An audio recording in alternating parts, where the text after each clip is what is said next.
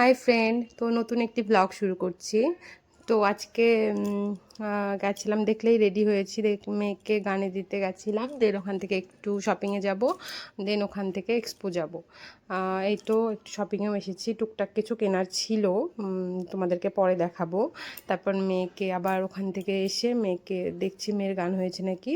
দেন ওখান থেকে মেয়েকে নিয়ে আবার ওর বাবাকে ফোন করেছিলাম যে তাহলে ওর বাবা বলছে তোমরা এক্সপো চলে যাও, আমি আসছি। তারপরে আমি আর আমার মেয়ে ওখান থেকে টোটো করে চলে গেলাম এক্সপোতে।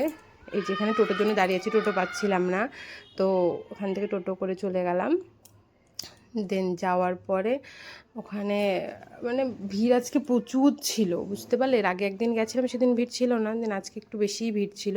ওখান থেকে টিকিট কেটে এই যে আমরা ঢুকে পড়েছি এক্সপোতে।